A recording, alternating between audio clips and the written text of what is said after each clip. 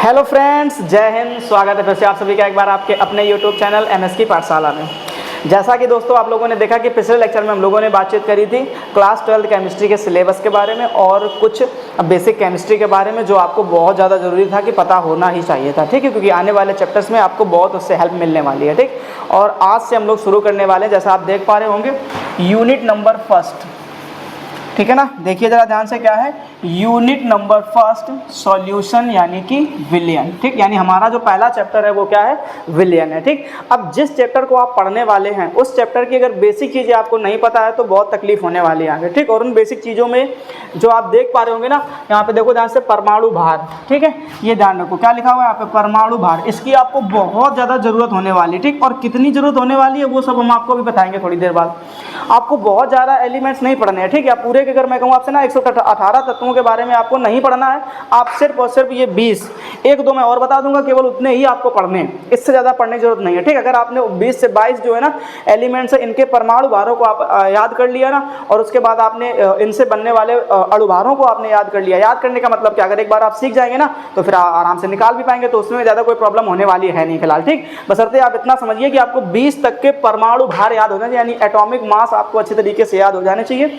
अगर आपने atomic mass याद कर लिए तो मैं वादा करता हूँ आप जो है ना उनके अणुभार आपस में आसानी से निकाल पाएंगे। ठीक है ना, तो बस शुरू करते हैं। और ज़रा ध्यान से देखिएगा, हमारे पास में यहाँ पर हमने 20 तत्वों को लिख रखा है। ठीक, तो सबसे पहला जो तत्व है आप यहाँ पर ध्यान से देखिएगा, लिखा हुआ है हाइड्रोजन।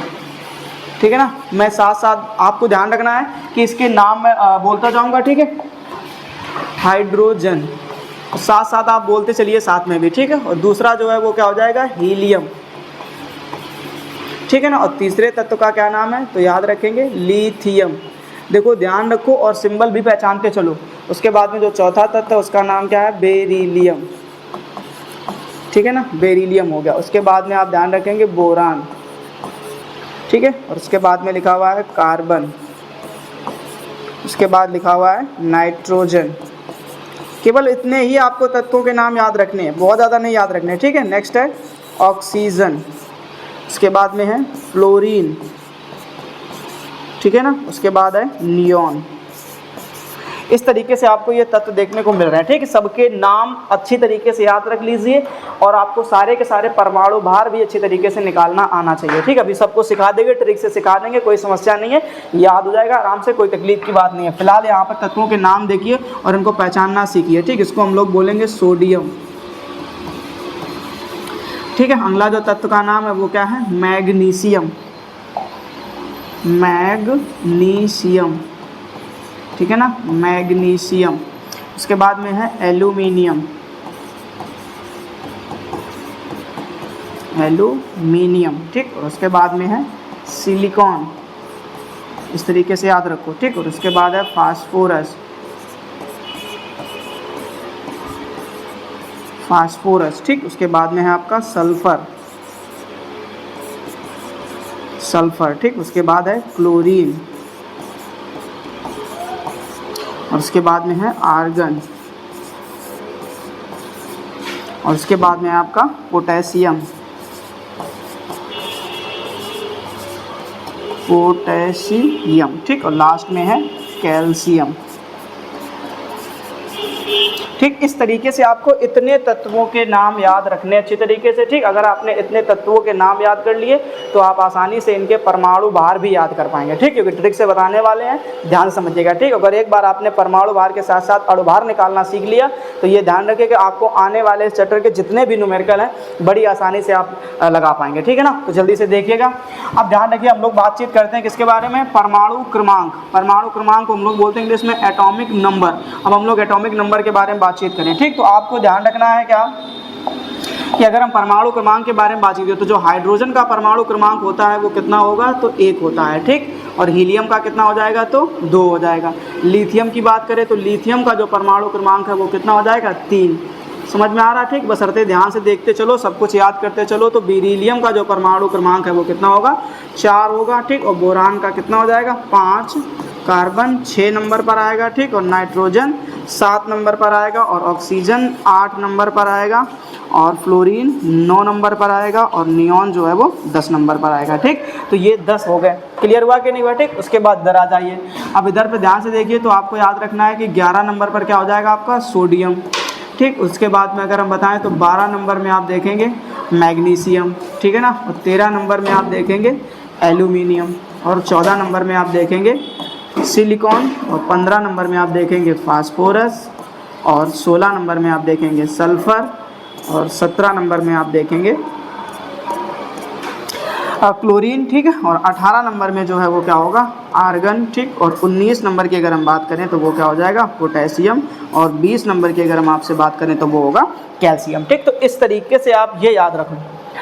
केवल और केवल कितने याद रखने? 20। अभी 2 हम और बताएंगे आपको, बस 22 हो जाएंगे। इतने याद कर लो, मैं गारंटी देता हूँ कि पहला चैप्टर आपसे फंसने ही वाला नहीं है, क्योंकि अगर इतने याद कर लिए ना आपसे, तो दुनिया भर के आप जो है ना फॉर्मूलों के अणुभार आसानी से निकाल पाएंगे। ठीक, और अगर आपने एक बार अणुभार निकाल लिया ना, तो फिर चाहे मोलों की संख्या पूछी जाए, या तुल्यांकी भार पूछा जाए, या ग्राम सूत्र द्रव्यमान पूछा जाए, ठीक, जो आने वाले फॉर्मलता, नॉर्मलता, मोलरता, इस तरीके के न्यूमेरिकल में बहुत सारा यूज़ होने वाला है ना, तो उन सभी चीज़ों के बारे में आप आसानी से सीख पाएंगे। और अगर एक बार सीख लिया, मतलब आपने जो है ना न्यूमेरिकल अच्छी तरीके से सीख लिया। ठीक है, तो चलो अब हम लोग ध्यान देते हैं। ठीक, अब ध्यान देने वाली बात इसमें क्या है, वो चीज़ पे ध्यान देगा आप लोग भी, क्या कि यहाँ पे इसके जो परमाणु क्रमांक हैं। ठीक, अब हम आपको यहाँ पर एक बात बता दे रहे हैं, इसको नोट कर लीजिएगा, फिर उसके बाद हम यहाँ से हटा देंगे इसको। ठीक, अगर आपके पास में मान लो सम संख्या आती है, क्या आती है? सम संख्या। मान लो अगर किसी का परमाणु क्रमांक जो है वो कैसा है? सम संख्या है। ठीक, तो आपने कुछ नहीं करना, अगर आपके पास में सम संख्या है तो आप याद रखेंगे कितने से मल्टीप्लाई करा देना? 2 से। ठीक, तो जो भी वैल्यू निकल कर आएगी वो उसका क्या कहलाएगा? एटॉमिक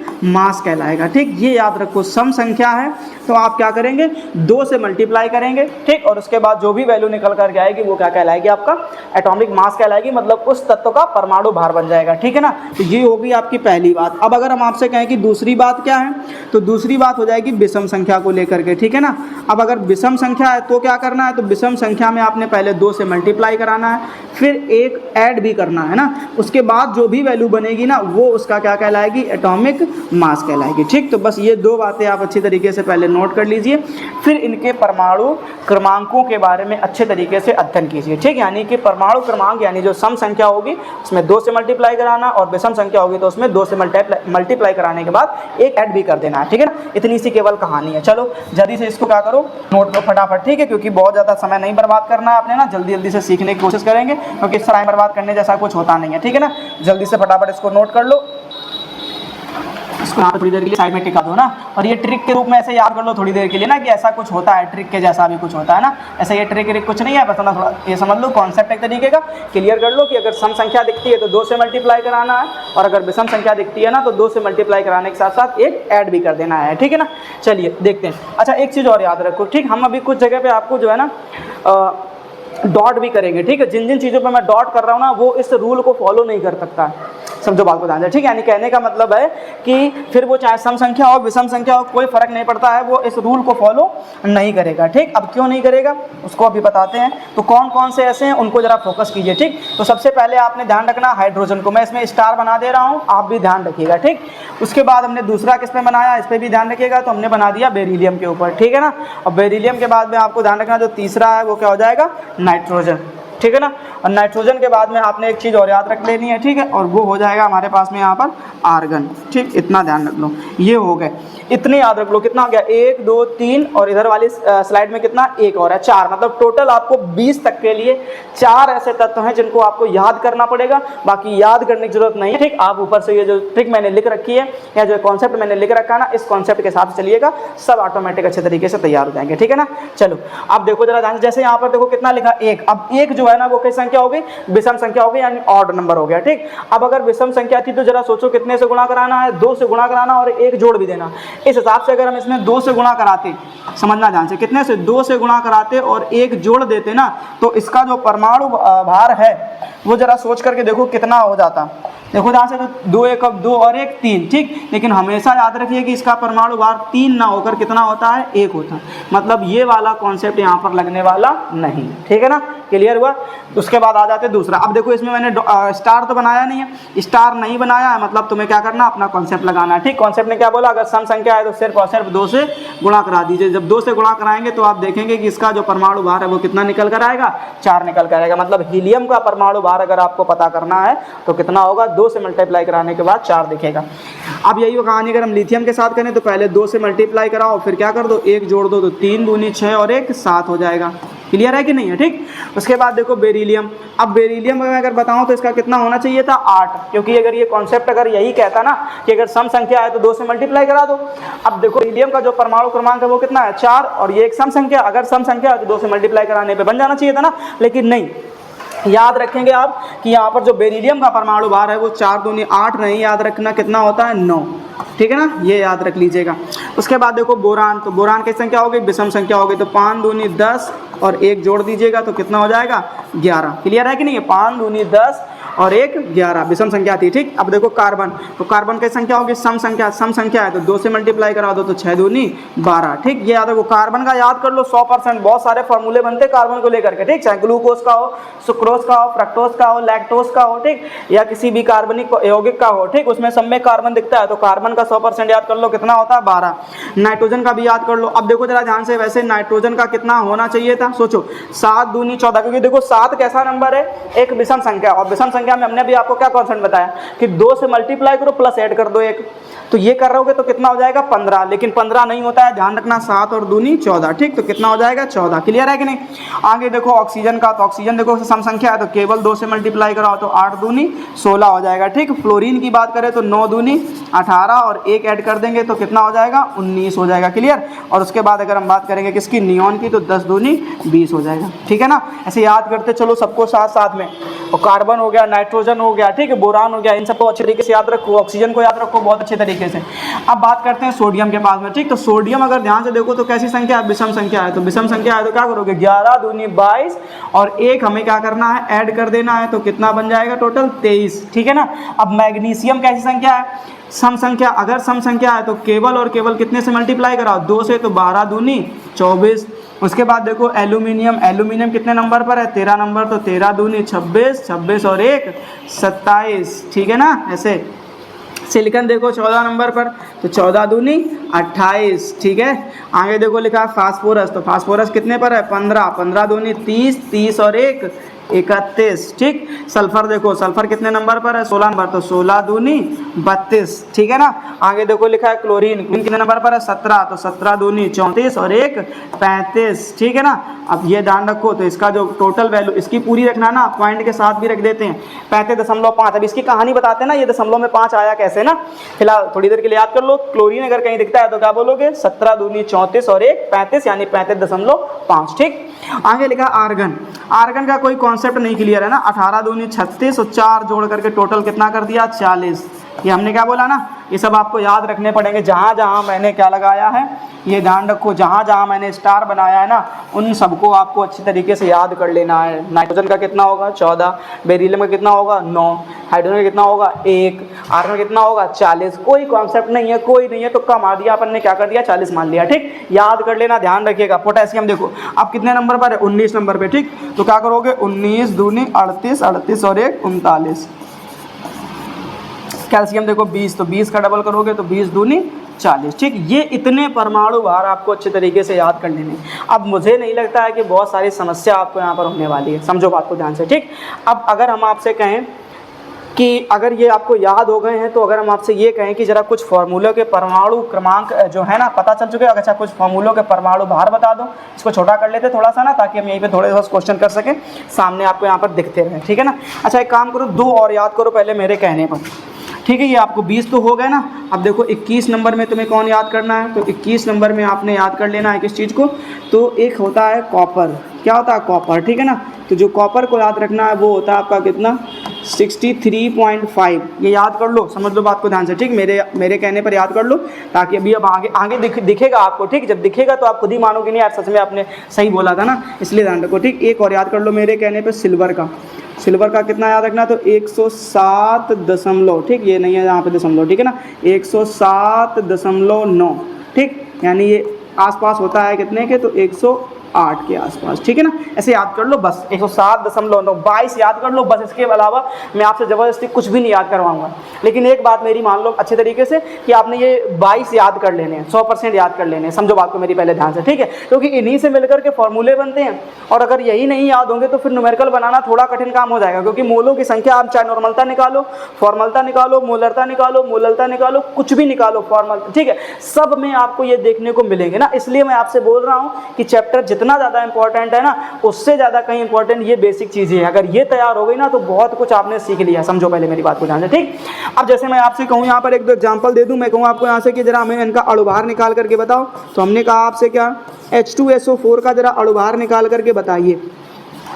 समझ में आया, ठीक है। क्या बताइए हमको, इसका H2SO4 का अणुभार निकाल के बताइए। तो कोई समस्या नहीं, अगर आपने यहाँ पर चीज़ों को सीख रखा है ना बेहतर तरीके से तो आप आसानी से निकाल पाएंगे। देखो अब हमने क्या बोला आपसे कि हाइड्रोजन का परमाणु भार कितना होता है, देखो ध्यान से 1 है कि नहीं। उसके बाद मल्टीप्लाई करा दो जितने यहाँ पर परमाणु हो, तो कितने परमाणु दिख रहे हैं आपको हाइड्रोजन के, 2 से मल्टीप्लाई करा दिया, ठीक। उसके बाद देखो लिखा हुआ है सल्फर। अब सल्फर देखो कितने नंबर पर है, 16 नंबर पर। तो कितना हो गया इसका, 32।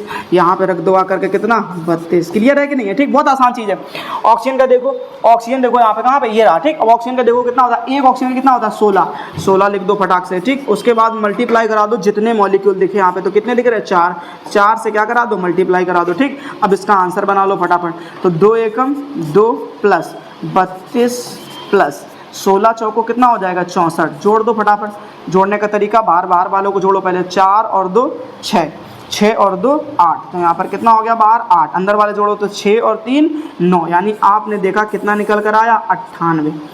ये समझो, ये जो है ना क्या निकल कर आया, इसका अणुभार निकल कर के आ गया, ठीक है। तो आप याद रखेंगे कि जो H2SO4 का अणुभार होता है, ठीक है ना, या इसी को हम लोग बोल देते हैं आणविक द्रव्यमान। क्या बोल देते हैं, आणविक द्रव्यमान, ठीक है। ये ध्यान रखो, आणविक द्रव्यमान, समझ में बात आ गई ना। तो आणविक द्रव्यमान भी इसी को कहा जाता है, ठीक। एक आध एग्जाम्पल और कर लेते हैं, क्या ही जाता है ना, सीख लो, कहने का मतलब मेरा ये है। अब जैसे मैंने आपसे यहाँ पर कह दिया, मैंने कहा एक काम करो, NaCl को पकड़ लो। इसको पकड़ लो, NaCl को निकाल के दिखा दो। तो आपको कोई समस्या होनी नहीं चाहिए बिल्कुल भी, सब कुछ याद रखना है। देखो अणुभार बराबर, ठीक, क्या करना है, परमाणु भारों को फटाफट देखो। सोडियम देखो, सोडियम यहाँ पर है तुम्हारे पास में, ये रहा, ठीक। तो 11 दूनी 22 और 1 23। सोडियम का कितना हो गया, 23। लिख दो फटाफट यहाँ पे, कितना लिख दो, 23 लिख दो प्लस। क्लोरीन देखो, क्लोरीन कितने नंबर पर, 17। 17 दूनी 34 और 1 35। हमने कहा था इसको याद रख लो, कितना याद रख लो, 35.5, ठीक है ना। अच्छा एक चीज़ और पहले समझ लो, बाद में इसको ऐड कर लेते, सबको पता चल गया होगा ना। अब हमने ये क्यों बोला ना कि इसी के बाद हमने क्यों 35.5 लिखा है, हमने यहाँ पर 9 क्यों लिखा ना, तो कहानी समझो। आपको बचपन में एक बात सिखाई गई, बचपन से मतलब ये है कि 6 7 8 में आपको सार्थक अंक पढ़ाए गए होंगे। ध्यान करो थोड़ी थोड़ी चीज़ों को ना, अब मन से पढ़ा होगा तो याद होगा, नहीं पढ़ा होगा तो कहीं नहीं याद होगा ना। तो वहाँ पर आपको एक कॉन्सेप्ट सिखाया गया होता है क्या, कि अगर पॉइंट के बाद में कोई वैल्यू 5 से बड़ी है, समझना। जैसे मैंने आपसे यहाँ पर एग्जांपल में समझ लो, मैंने कहा ना हमारे पास में कोई चीज़ लिखी है 3.4 और कोई चीज़ लिखी है 3.5 और कोई चीज़ लिखी है 3.7 या 6, ठीक, ऐसा लिखा हुआ है। ऐसे हमने आपसे कहा कि एग्जांपल समझ लो जरा ध्यान से। अब ऐसे लिखे हुए, ठीक। तो हमने क्या कहा आपसे कि ये जो वैल्यू दिख रही है ना आपको 3.4 या 3.5 या 3.7, तो एक जो सार्थक अंक का कॉन्सेप्ट होता है वो क्या कहता है कि अगर दशमलव के बाद, समझना, दशमलव के बाद अगर कोई भी वैल्यू 5 से छोटी है, कैसी है, 5 से छोटी है, तो उसे हम लोग हटा देते हैं। मतलब अगर मैं इसको लिखूं तो इसकी जो एग्जैक्ट वैल्यू निकल कर आई वो कितनी निकल कर आई, 3। समझ में आ रहा नहीं आ रहा, ठीक। हमने क्या बोला, अगर दशमलव के बाद 5 से छोटी संख्या है तो उसे हटा देते हैं, और अगर 0.5 है तो फिर उसको लिखे रखेंगे। तो याद रखो, तो इसको हम लोग 3.5 ही लिखेंगे, इसको नहीं 3 लिख सकते हैं। अब जैसे देखो 5 से बड़ी आती है, 6 आए, 7 आए, 8 आए, 9 आए, तो उसे हम पूरा एक नंबर मान लेते हैं, ठीक। जैसे 3.7 लिखा है तो इसको हम लोग क्या लिख सकते हैं, 4 लिख सकते हैं। क्लियर हुआ कि नहीं हुआ, ठीक। तो इस तरीके से ये सार्थक अंक वाला कॉन्सेप्ट समझ लो यहाँ पे, इसलिए हम लोग यहाँ पर क्या करते हैं, 35.5 लिख लेते हैं, ठीक है ना। अब इनको जल्दी से ऐड कर लो फटाफट और देखो कितना हो जाएगा। तो पहले दशमलव के बाद ऐसे ही रख दो, कोई समस्या नहीं। अंदर वाले जोड़ो, 5 और 3 8, ठीक है ना। 5 और 3 और 2 5, ठीक है ना। तो कितना हो जाएगा, 58.5। जरा सोचो, अणुभार निकालना कहीं कठिन काम है क्या, सोच करके देखो, बहुत आसान काम है कि नहीं है, ठीक है ना। तो यही तो कहानी है, केवल सीखना ही तो है, बस इतने से याद कर लो, सब कुछ शुरू हो जाएगा, अपना आराम से काम निकालने लगोगे, ठीक। अब जैसे मैंने कहा आपसे यूरिया का निकाल के दिखाओ, तो क्या बोलोगे, NH2CONH2, ठीक है ना। एक काम करो, रुको, ऐसे CO, ठीक है ना, NH2। अब इससे हमने कहा, इसके लिए कहा हमने कि जरा इसका हमें अणुभार बता दो। तो आपको कोई समस्या नहीं होनी चाहिए मेरे ख्याल से, ठीक है। अगर हो रही है ना तो फिर इन पे काम करो, समझो। अगर इन पे काम नहीं किया तो फिर समस्याएं खत्म नहीं होने वाली, चीज़ों को समझने की कोशिश करो जरा ध्यान से, ठीक है ना। तो मेरे एक बार कहने पर इतने 22 याद कर लो, बस ज़्यादा नहीं। अब देखो फिर से नाइट्रोजन आ गया, तो नाइट्रोजन का कितना होता है 7 दूनी 14, तो 14 लिख दो फटाफट, ठीक। एक ही तो मॉलिक्यूल है ना, कोई दिक्कत नहीं। हाइड्रोजन कितना होता है 1 मल्टीप्लाई करा दो कितने से 2, क्यों कराया 2 मॉलिक्यूल थे। कार्बन देखो ध्यान से कहाँ है, कार्बन थोड़ा ये है देखो 6 का डबल करने पर कितना मिला था 12, तो कार्बन का कितना हो गया 12 प्लस, आगे चलो। ऑक्सीजन 8 कहाँ, ये देखो 8 दूनी 16, तो यहाँ पर कितना लिखो 16 लिखो प्लस, आगे चलो। फिर से नाइट्रोजन आ गया, तो फिर से नाइट्रोजन का कितना लिख दोगे 14 लिख दोगे, समझ तो चलो ध्यान से, बहुत आसान चीज़ है, प्लस, आगे चलो।